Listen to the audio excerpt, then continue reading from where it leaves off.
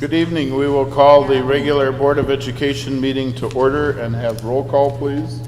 Knight, Here. Walker. Here. Frisbee absent. Maycumber. Here. Winteringer. Here. Thank you. Agenda item 2 is the approval of the agenda. Are there any additions or corrections from administration? Like, You want I'd to? like to move agenda item 8 to just after number 3. Charlie's on the road, right? I'll make a motion to approve the agenda with the amendment. I'll second that. It's been moved and seconded to approve the agenda as printed, other than moving number 8 before number 4. Any discussion? Roll call vote, please. Walker. Yes. Maycumber. Yes. Winteringer. Yes. Dyke. Yes, motion carried 4-0. Agenda item 3 is to welcome the visitors and have public comment. As we begin our agenda tonight, I'll explain our process for public comment. The board will hear comments from the public in conjunction with each agenda item using a structured process. As board president, I will ask for comments when we reach that item on the agenda. You will be asked to approach the microphone, state your name, and limit your comments to 2 minutes.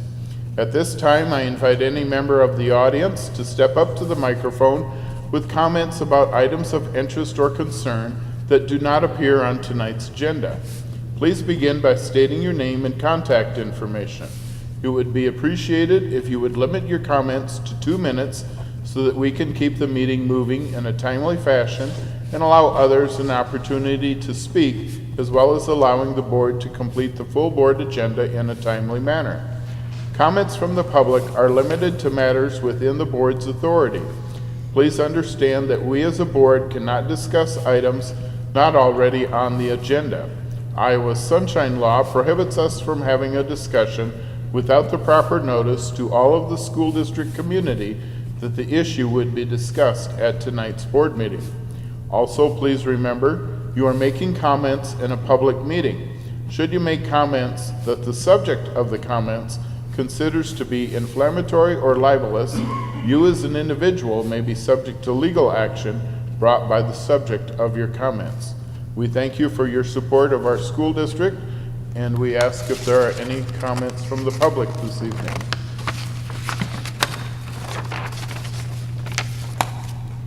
Hearing none, we will move to our new agenda item 4, which is the acquisition and redevelopment of 500 North Grand Building. And Mr. Thompson is here this evening to have a conversation with us. Good evening, board members, Dr. Cox. I passed around Charlie Thompson, I passed around a 2-page memo on what's going on with behind the scenes with the acquisition process. I think we're about there on the documents. Without going into details, there are just a few more points that we have to resolve, and then we should be ready to go for your approval and the public process that follows that. While all of this has been going on, we've been doing our due diligence on the building, found some interesting things, a few surprises, but nothing we don't think we can handle. That's a double negative. I think everything's handleable. That's a made-up word. Right now, we have some projections, some pro formas on the construction costs, viability of the end product when we're done.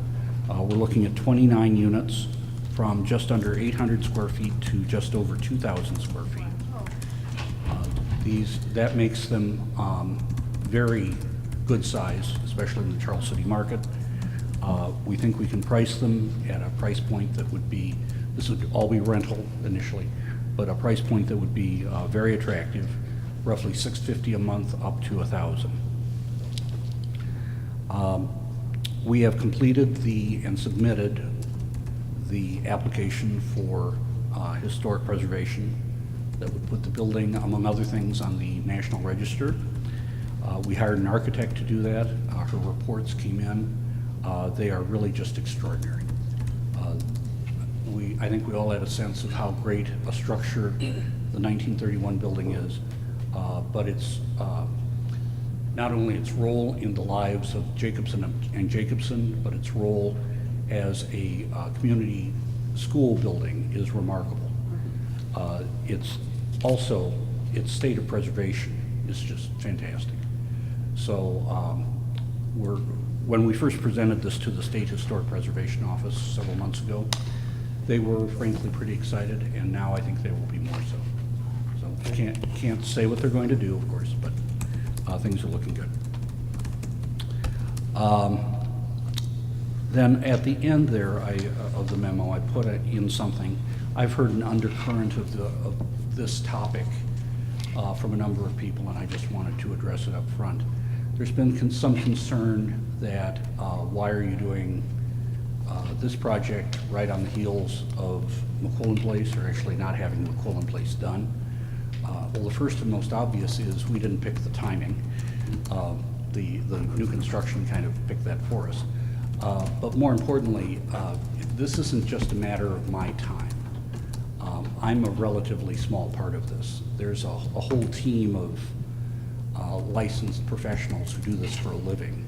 And this is something else in their hopper. They're working on other projects besides McQuillan and 500 North Grand, and I think they're doing a good job. If anything, their presence here in town from Cornice and Rose and from some other vendors has made it a little easier because they can just come over here while they're looking at McQuillan Place. So we've been able to have some efficiencies on that. Ron Fiskus in particular has been a great help in historic tax credits and has been there the whole time on McQuillan Place, really, and he's helping us again on this project. Then I think another concern is that there might be too many apartments coming onto the market in Charles City. I don't see that. Being in the market myself, I've some rentals myself.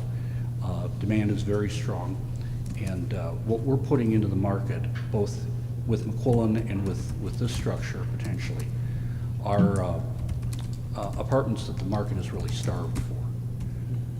There are not a lot of apartments, in fact, I think you can count them on one hand, that people can rent that have a washer and dryer in them. This is not the norm in most rental markets.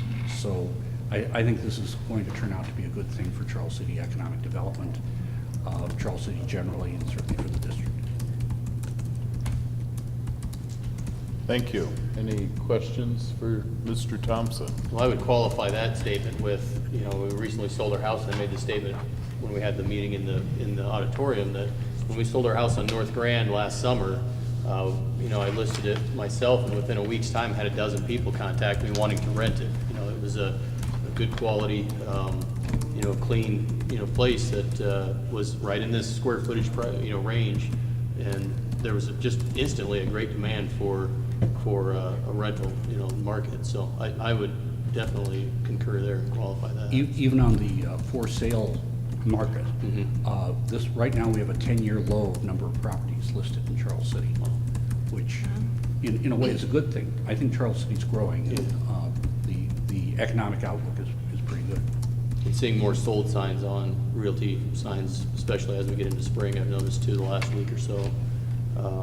My other final comment was I've got some work in Spencer, and I've been over there once or twice and stumbled across a facility that looks virtually identical to the front entrance of this building, that they have done a similar project. So if you're familiar or aware of it, then it might be one to take a peek at if you're over there, or even simple Google, or I can send you some news links that I had come up with on it. I'll make a note of that. I'm not sure if that's a Jacobson building. I'm not sure. It had very similar architecture, of course, and they had converted it to apartments. And I found an unlocked door and kind of wandered the halls a little bit, and I was super impressed. And I think it took that for me to be able to visualize what the future would be here, and I was very, very impressed. Thank you. I just heard you say something I hadn't heard before, and that's Jacobson. And that's one of the developers that we had looked at during the repurposing days, wasn't it? Is that? It's Jacobson? possible, but I think it'd be a different Jacobson. Oh, is it? Jacobson and Jacobson were the architects of the building. It's two Okay, brothers okay, from Owatonna. okay. I think, you're going to raise the standards of rental property in Charles City considerably with this building and with McQuillan Place. And I'm really happy to hear that you are not going to wait until McQuillan Place is signed, sealed, and delivered before you work on this project, because in all honesty, we all need to move forward on this, and I'm grateful that you can do that with your team of leaders working on that. That's great. Have you heard anything from anybody about interest in this nonprofit wing that you had proposed, that, you'd entertain anybody coming in and starting a community center or whatever it might be? Yes. You have? Oh, good news. Question that I had is, have we talked to Charlie at all about North Iowa Big? I don't know. We might, No, we have not. okay, might be something to address and talk about. Well, we, Not I think in that's this part of a format. larger discussion of Yeah. how much space would the district be interested in leasing back in this section of the building? Yeah. And we've kind of been waiting on Oh, sure. the stuff that was presented tonight too, but yeah, it's a conversation that's going to be had. Yeah. North Iowa Big, I think, would be something that could have, well, at least informational at this point. I've been following that somewhat. About what do you think the space needs would be? Any Oh, I idea? don't know. I can't give you a number tonight. Yeah. That'd be helpful. We need to have the conversation with the other three districts and continue to what move do you forward want? with that. No, we really need to have, how much space does the district need? And then have that conversation and sort out where that may land in the building. which we've had some conversation in our buildings and grounds meeting. Right. Which, I know that we've tasked Jerry with some things and Dr. Cox with some things too. So that as soon as some of this, we can continue that conversation and move along. Continues to all be a work in progress. So we thank you for your time and your interest and all of the work, and we look forward to hearing back from you and having more conversations, Mr. Thompson. Charlie, I also had a question, just wanted to, some things I'd heard in the community. Each one of these units you'd mentioned, washer and dryer, Yes, self-contained. yes. They're not going to be sharing the main bathroom in the hallway. All right. It's I don't think there's- interesting because I did hear that conversation. I was actually getting ready to caucus and was standing in line, and I heard that conversation. Well, all those people are going to have to share those restrooms. Nobody's going to have private bathrooms. And well, when I get a chance to get Charlie on air, on TV, I'm going to ask him that specific question so he can verify that. That's one of the reasons I love Charles City. Thank you very much. Thank you. Thank you, Thanks, Charlie. Charlie. Moving on to comments by board members and superintendent, and we will start with Dr. Cox. All right, thank you. According to Iowa law, the Iowa legislature now is 402 days late in setting supplemental state aid for fiscal year 17. And that is putting every school district in a bind as we try to establish our budgets and meet the statutory requirement of April 15th. It also means that several employees had to be told that their positions may be reduced or eliminated as we grapple with an unknown amount of state aid for next year. Now, legislators will not feel compelled to act as long as there is no outcry from the public. So, once again, looking to the camera here, I'm going to encourage and urge our stakeholders, take 3 minutes, contact any legislator down in Des Moines, contact Todd, contact Mary Jo, any of the rest of the folks who serve in the Iowa House and the Senate.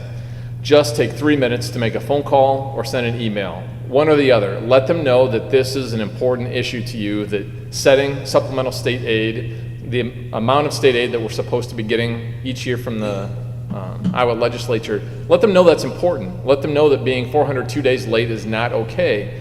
because the longer that they hear nothing from the public, the longer they feel that it's okay to continue to not set that.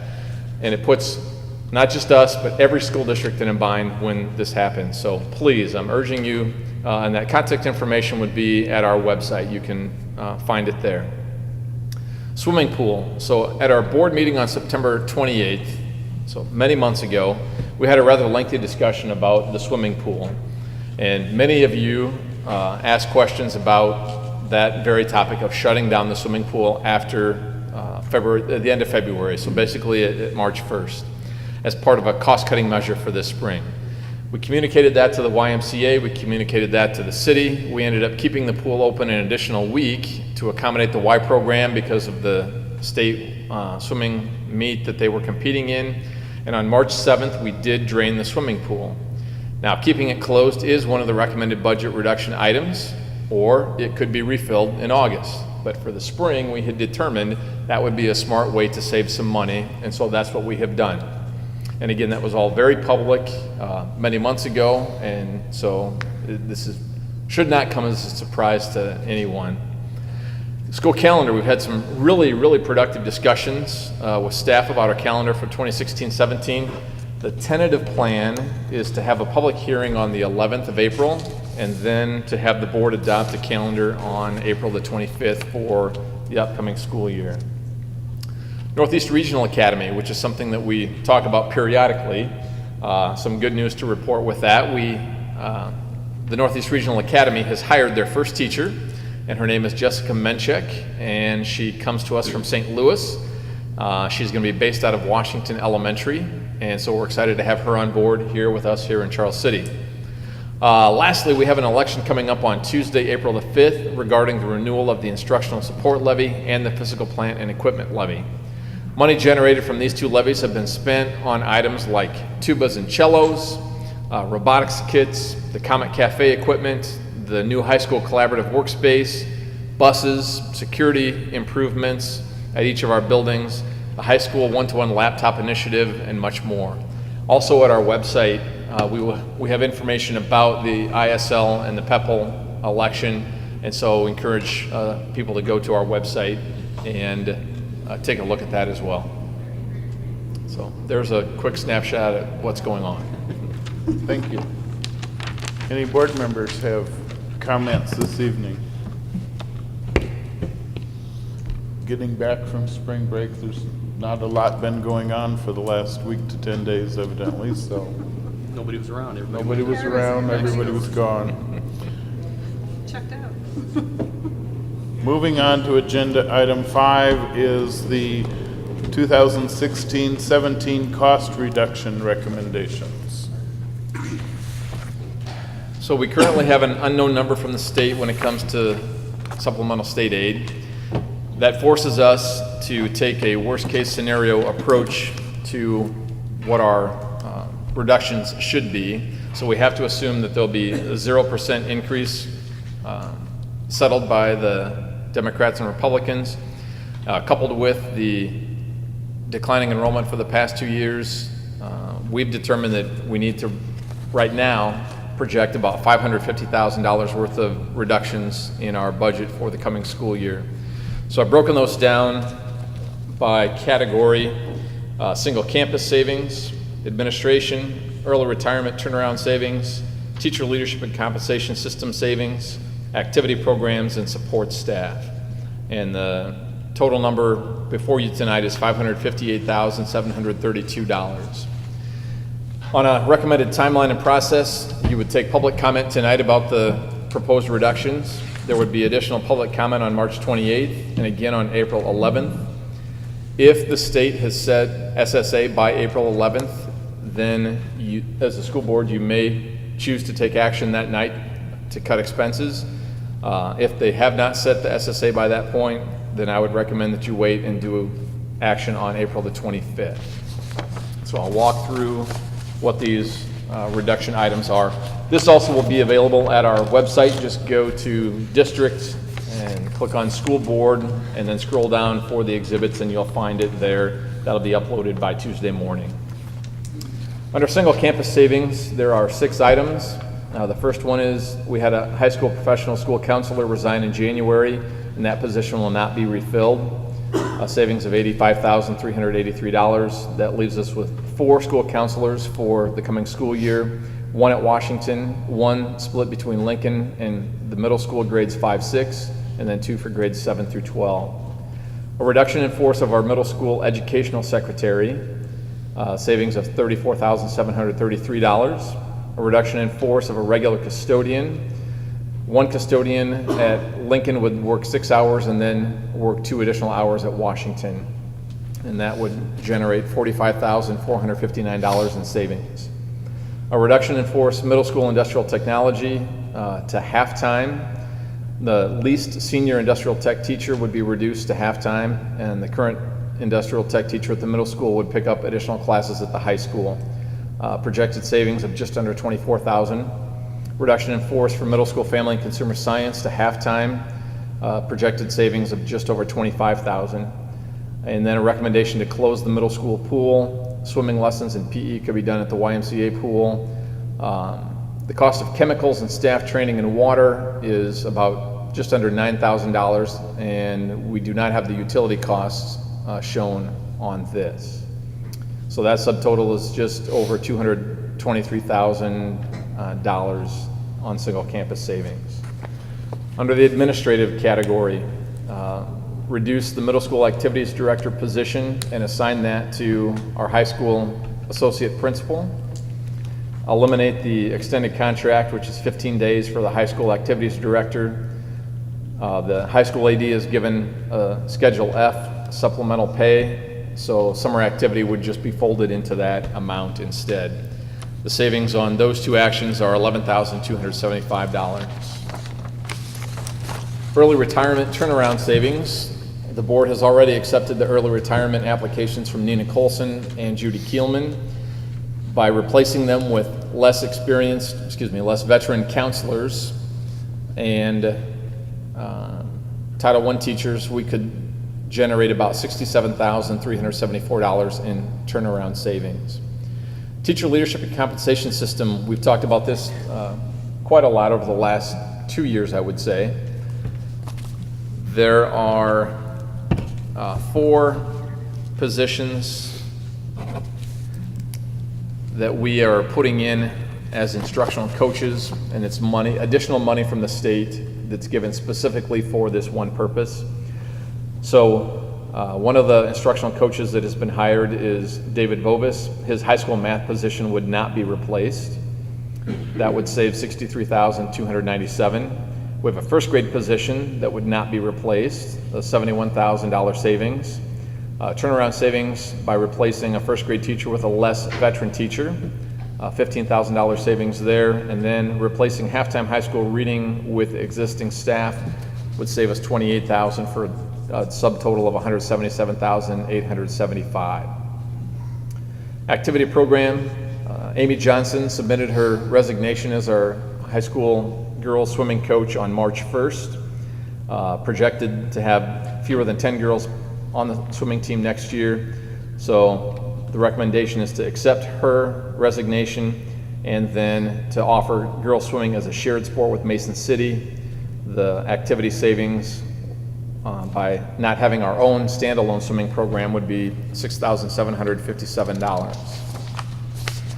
Support staff, reduction in force of an elementary library associate.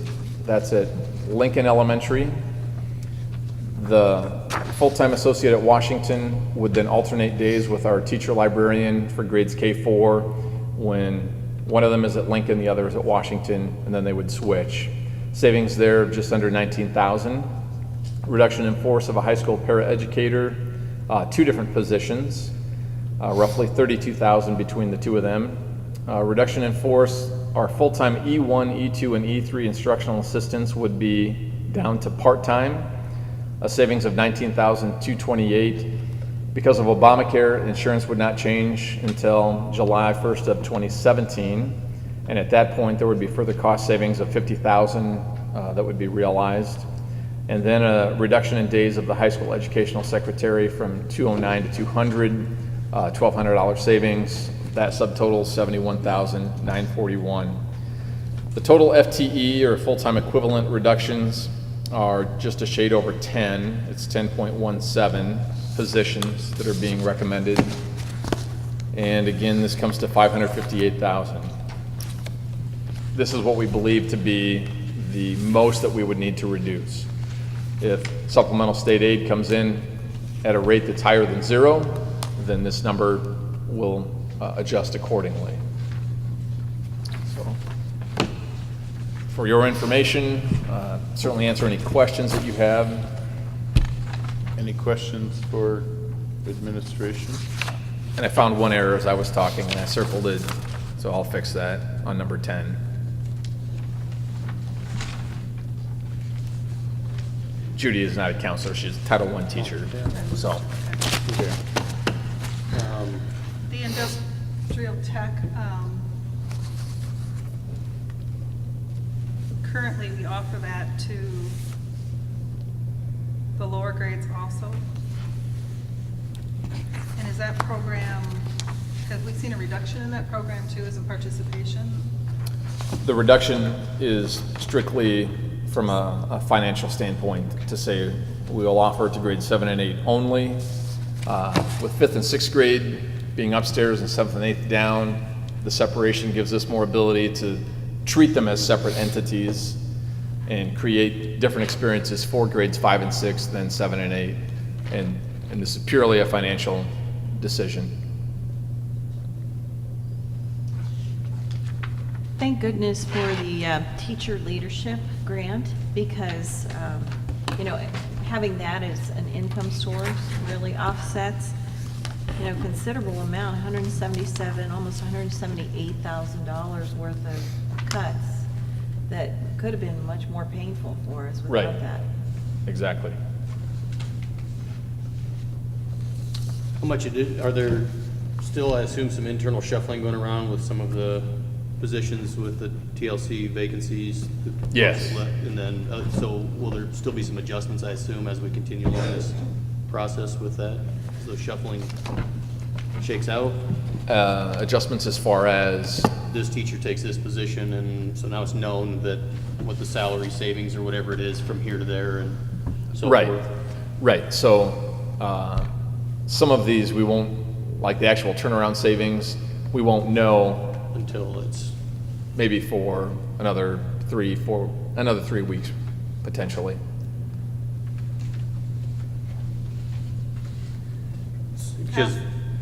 because some of the, I assume that, well, most of, or all of these vacancies that are shown here that you've kind of talked about shuffling, whether you're replacing with a less veteran teacher, will those virtually all be covered internally, or will there be some external hiring that will still be done to do that? Does that make sense? Unknown, I assume? It's a combination of both. Okay.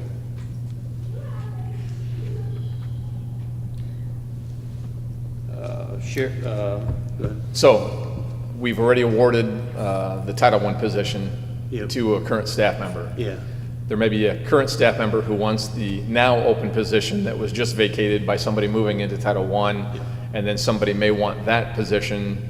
that's kind of what I was getting at, that I knew some background on. Yeah. Yeah, that's what I Yeah. assumed. So I say 3 weeks, and that should be enough time, but it may not based on how many people continue to want to move internally before we get to a point that it actually does get advertised externally. Okay. Couple of notes or questions, I guess. You know, I see that there's a projection of fewer than 10 girls projected to be a part of the swimming program in the fall. Is that, okay? Yes. And, you know, we have sharing agreements with Mason City on several things. Is there a cost to us for those? I've kind of heard that, but I don't understand or haven't ever had it explained to me. Yes.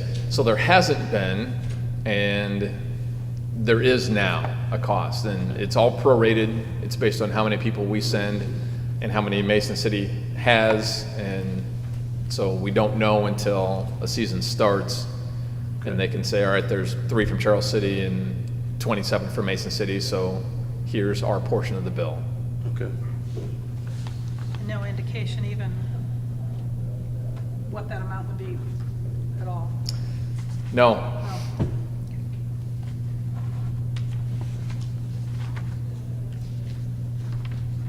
I just wanted to bring attention to the early retirement. See how beneficial that is and helpful for our high seniority, loyal teachers to have taken that offering and to have allowed to open up and helped us out. Grateful for the $67,000 that's going to be saved through that. The biggest savings of them all is those that we will enjoy from having a single campus.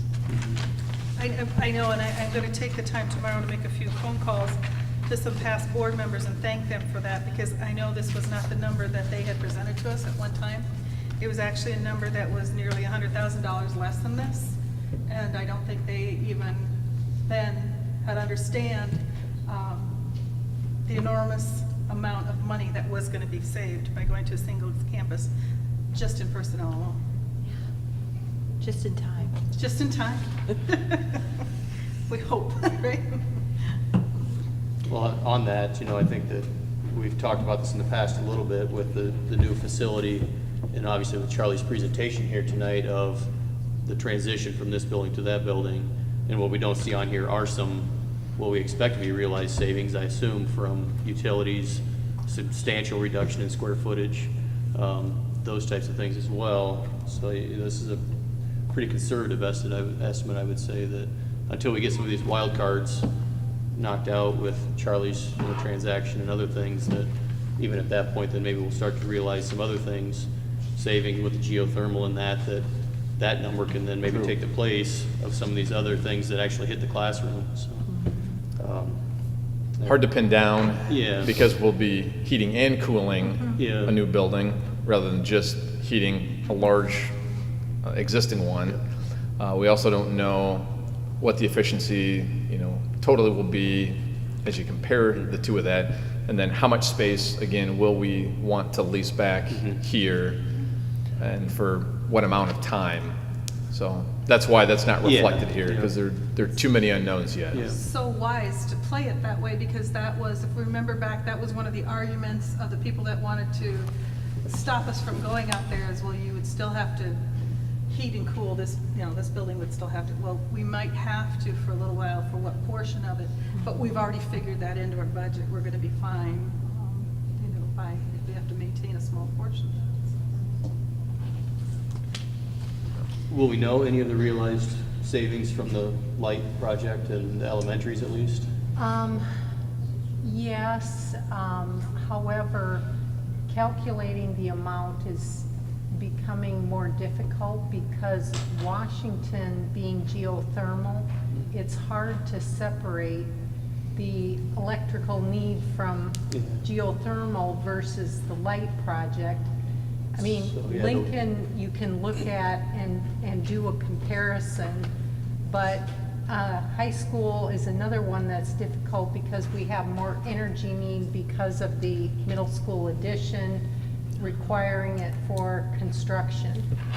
So we don't really have an amount. Yeah, I kind of figured that, but Too many variables.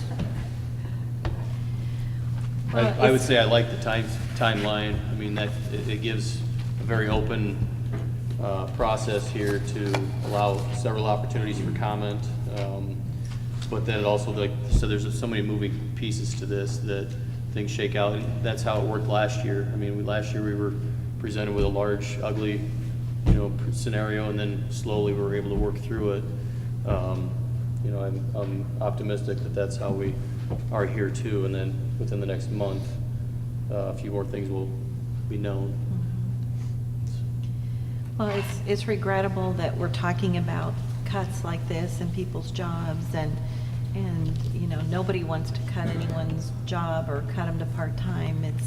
It's something that would be a last effort to try and find these cost savings. So hopefully some of these, if we can get some supplemental state aid, maybe these are the places that we can maybe look to first to bring people back in, whether that be librarian or para-educators, I don't know what it would be, but, you know, it's a shame to cut people. And it's not presented in a 1 to 21 fashion of importance. It's just presented by categories Right. now. So, Building on that a little bit with my final statement, I guess, for tonight was that, you know, with this process, it's the one that makes me lose sleep at night, of course, and I know it does for all of us, but as we work through it, we all obviously are open and respect and welcome comments from the public as to what they view as being important. But I would also stress I open and welcome alternative comments. You know, if you have a solution that you've seen or something, no matter how weird or whatever it may be, you know, there may be something that someone's seen, staff, public, whatever, that we haven't considered. And although that we've, you know, got this list in front of us, I like it when people bring proposed solutions along with their comments, because the unfortunate and very sad reality is that we can't do nothing. You know, we don't have that option. You know, it's not an option, and it's something has to be done, and hopefully we can be as creative as possible to make it the least painful. I like that statement because I agree with you that everyone has certain areas that they want to save or that they don't want touched. But this list is a pretty broad stroke across the entire spectrum of what we do as a district. And if there are areas that people would like to have saved or potentially saved, we need alternatives. You know, if push comes to shove and the legislature acts with 0 for next fiscal year, this list is gonna need to be extremely looked at and decisions made for this level. And if we attempt to save something or move something around, other options have to fall into play. So, yeah, suggestions are welcome if there are areas that people would like us to potentially save. And they need to come forward soon enough so that the administration can do the research, vet them, and see if it's feasible and what the potential savings might be. Because that's not our job, that's administration's job, to do the vetting and run the numbers and make the recommendations as far as the overall educational impact for the district. Correct? yes, That's your job. right. So anyone with suggestions need to come forward soon enough so that that can happen. Any other comments by board members? Hearing none, we will move on to agenda item, public input on cost reductions. Anyone that would like to make any comments this evening may do so. We will follow board policy 213, which provides for up to 20 minutes for the public to comment.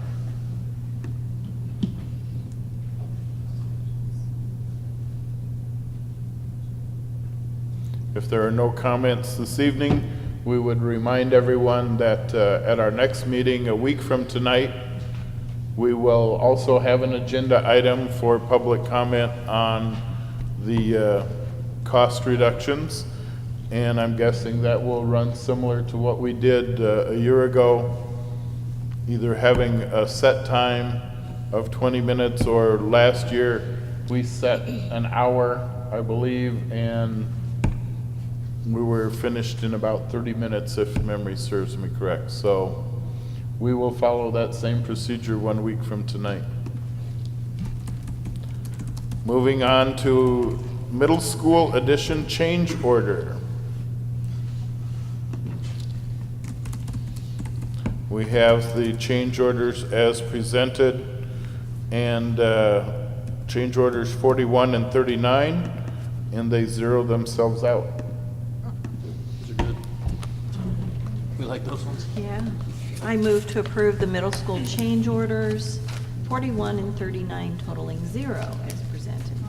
Second. It's been moved and seconded to approve the middle school change orders 41 and 39 as presented. Any further discussion from the board? Good one. Any comments from the public? Hearing none, we'll have a roll call vote, please. Meekumber? Yes. Wienering? Yes. Walker? Yes. Dyke? Yes. Motion carried 4-0. Review the 2016-17 budget. And Terry has provided us with a handout that I believe she's going to review for us. Yes. The Finance Committee met this morning and reviewed that. Do you have another one? I've seen it. Go ahead. Got it. You got one? Well,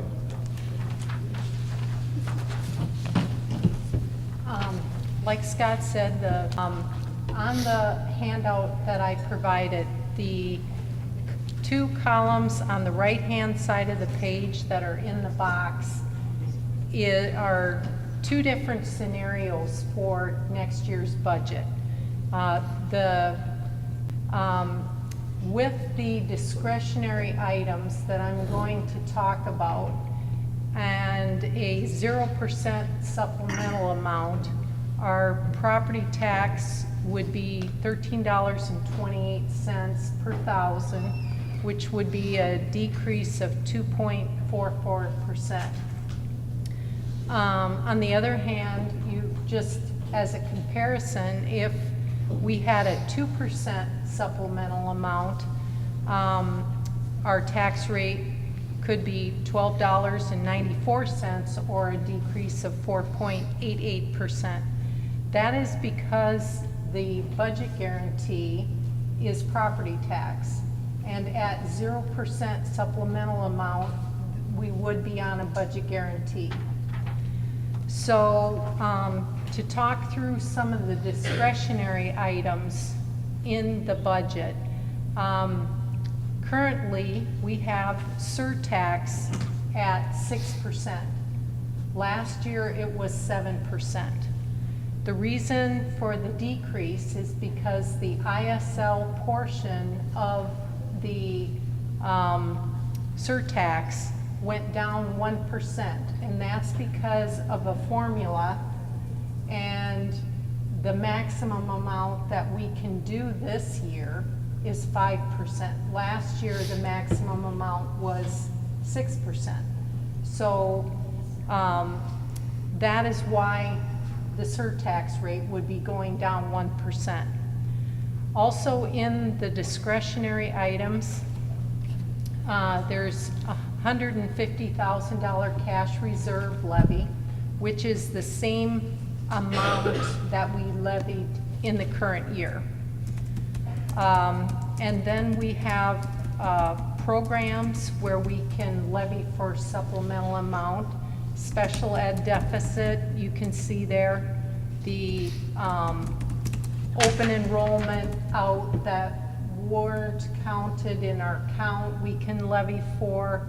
And then any shortage in our English language learners program of 70,000, almost 71,000. Dropout prevention would be 368,000.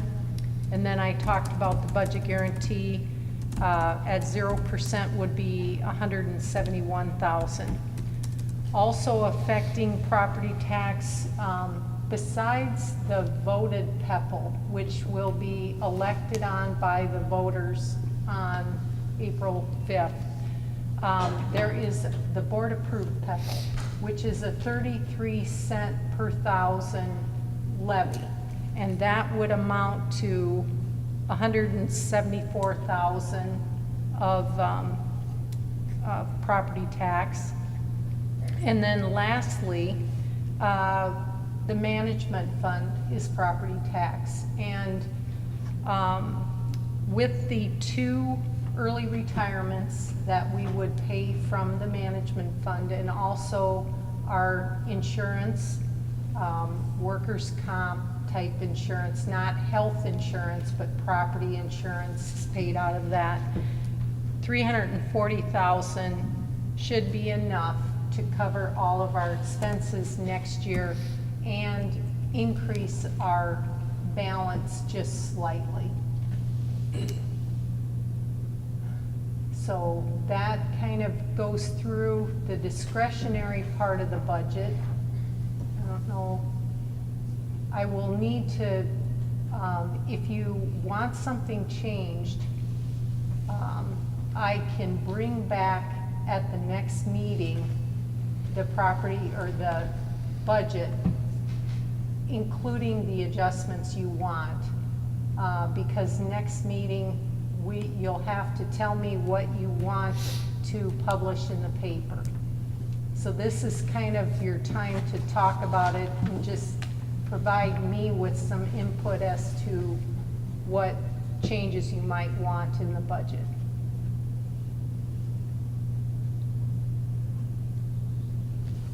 I had a couple comments. Dr. Cox made, in his opening comments, a great sales pitch to the community to contact legislators for the SSA. And I think this is an excellent example of how it affects everyone in our community. How that number does not just affect the people who have kids in here and how many teachers we can employ and those types of things. It has a direct relationship with our property tax rate. And as you've shown here, 0% versus 2% is an over 2.5 or almost 2.5% decrease in our levy rate. I've heard some optimistic talk from the legislature about 2 to 2.5%. So I think if the community property taxpayers would like to pay less, is another incentive to contact your legislator and tell them how it affects you, and you can cite this information pretty clearly. Overall, if we're optimistic and looking at a 2% SSA, our property tax levy going down almost 5% is obviously that's pretty welcome news. For all of us that pay property taxes. A number that stood out to me when I was just quickly looking at it was, I believe, the last data I had seen from the Iowa Association of School Boards was that the statewide average for school levy rate was about somewhere around $14, and we're would be certainly over $1 less than that on that, so we would be well below that statewide average, which I think is another positive for our district. So otherwise, I guess my only question is, I assume that you're comfortable with the numbers that you've placed into these. With you obviously always do a good job with that. Right. Make it very easy to understand. So.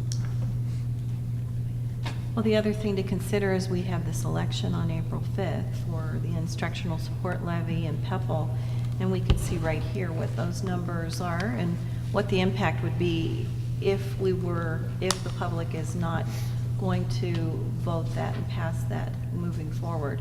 I realize we have, some time before that expires, but it's very clear here that we need to, we really appreciate the public support on those levies and continuing the same tax rate that has been in place.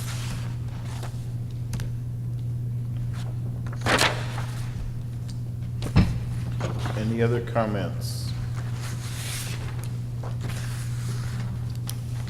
Looks good, Terry. Yeah, thank you. We will, sounds like we will take your expert advice and move forward with the numbers presented to get ready to publish for a certified budget proposal for next year.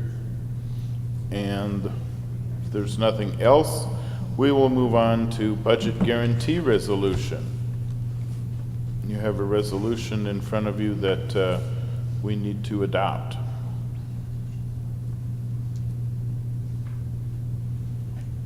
Is there a motion? Yeah. I Or move any to- explanation do you want? Any explanation? No? We're fine. Pretty straightforward.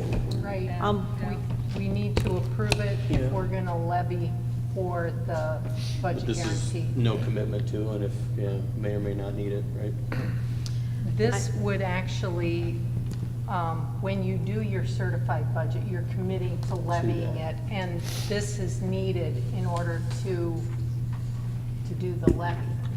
We send it in with our budget. Multiple steps in the process that must be accomplished. I move to approve the budget guarantee resolution as follows. Resolved that the Board of Directors of the Charles City Community School District will levy property tax for the fiscal year 2016-2017 for the regular program budget adjustment as allowed under section 257.14 Code of Iowa. I'll second it. It's been moved and seconded to approve the budget guarantee resolution as presented. Any further discussion? Any comments from the public? Hearing none, we'll have roll call vote, please. Maycumber, Yes. Wienering, Yes. Walker, Yes. Dyke. Yes, motion carried 4-0. Financial report for February of 2016. We have Just- it in our packet, and Mrs. O'Brien will make some highlights. We ended up canceling one fundraiser that you had approved, and I just thought I'd let you know that the, one of the road fundraisers, the Singing Valentine one, we didn't do, and that was from our instructor, Brad Beal, who said, that, you know, they weren't planning on doing it, didn't, I don't know if it was because they didn't have time or what, but it was canceled. The health fund balance was up slightly, which is good, 25,000. And lastly, we're going to be reviewing the middle school addition budget with BLDV and Estes, and hope to have an update on the construction budget by next meeting, if not the one after that. So that's it. Thank you. Any questions for Mrs. O'Brien? I just wanted to report on a couple of things that we talked about in our finance meeting. And one of them, speaking of fundraisers, was just some discussion about cash controls and daily deposits of fundraising dollars and checks at each of the schools as fundraising is going on to wrap up fundraising, reconcile, get the money in the bank. We do have good cash controls that Terry showed us during our meeting.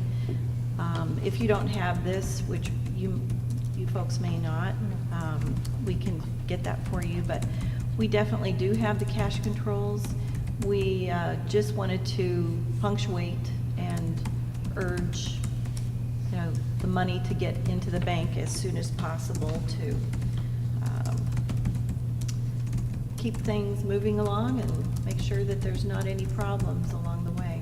Do we have a checks and balance in place when a fundraiser is going on? Is there somebody that's getting a hold of the person in charge on a regular basis and asking for those deposits? Or do we just let them come at their own accord whenever? It's kind of a combination. I mean, we do request that. It's not like we call them every couple of days or anything like that. We talk to them about it, especially when the fundraiser starts. But,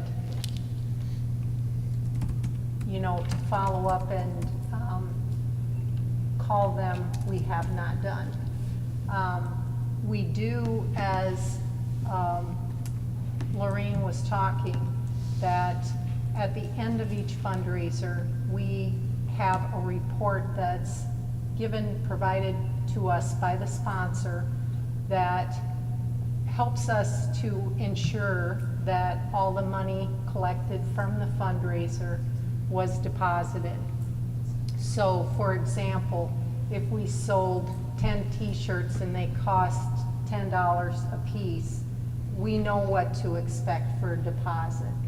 So that's the kind of report, and then we can see from our bill that we paid for 10 t-shirts. So that's another control, but no, we don't call them. Maybe in the future, we should strongly suggest to these people who are asking for our okay to do these fundraisers that the monies be turned in on a more regular basis. According to the administrative rules that we reviewed this morning, they're supposed to turn in their money to the building secretary on a daily basis. Because I know I've And heard that's not happening Heard from when it parents takes of- weeks for a check to get deposited. of checks or cleared. being deposited, weeks after they're collected, and that should not be happening. And the reason it came up at finance meeting was because the two finance board members have written checks for fundraisers, and it takes up to 4 to 6 weeks for them to clear the bank. So Yeah, that- our staff needs to be a little more proactive in collecting the funds from the students and getting it to the office so that it can be accounted for, and those of us who do write checks can reconcile our own accounts. So I'm guessing that will be a little more at the forefront of the staff who are doing the fundraisers Well, in and the future. As a board, too, let's take note of that and encourage that whenever that those monies need to be turned in as collected. And we appreciate the teachers and staff doing the extra work to have these fundraisers. They are a lot of work, and I know firsthand, just how difficult it is to reconcile those things. It's a lot of time, especially if you've had a successful fundraiser. It's a lot of cash or a lot of checks.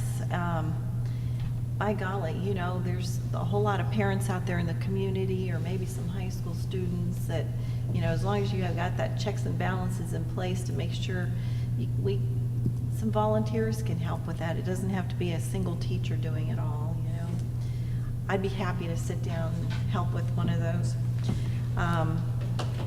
Some of the other things that we talked about was, I had asked questions about, Terry, if we have costs that are for Iowa STEM Best or for the Teacher Leadership Grant, because we've seen some of these starting to come in to our bills that we're paying. You have a separate category set Right. up for that? They're all coded separately, so if a STEM Best professional development training or the travel for it comes in, it's coded so that we can summarize that expense. And the STEM Best, as well as teacher quality money and other categorical funds from the state, we're actually going, for example, STEM Best, we're going to be reimbursed from the grant for those expenses. I think it was $25,000, so we are in the process of spending that. The categorical money, that just comes in with our monthly categorical state aid payments, and that is money that's set aside for a specific purpose, such as professional development. We can't spend it on other things outside of what that category is. So that's how the account numbers are used to say, okay, this is what we spent on this category of funds. And that's interesting to note and to learn today, because then it's not coming out of the general fund, it's coming out of those revenue streams. And those code numbers, as we were informed or refreshed our memory this morning, are 20 digits long. And if you'd like to brush up on them, they're all listed in the annual report that we approved in August. Yep. So, Would you like a motion? yes, I'll make a motion to approve the financial report for February 2016. is there Been moved and seconded to approve the financial report for February of 2016. Any comments or further questions from the board? Any comments or questions from the public? Hearing none, we'll have roll call vote, please. Wienering, Yes. Walker. Yes. Maycumber. Yes. Dyke. Yes, motion carried 4-0. Agenda item 12 is the consent agenda. Is there a motion?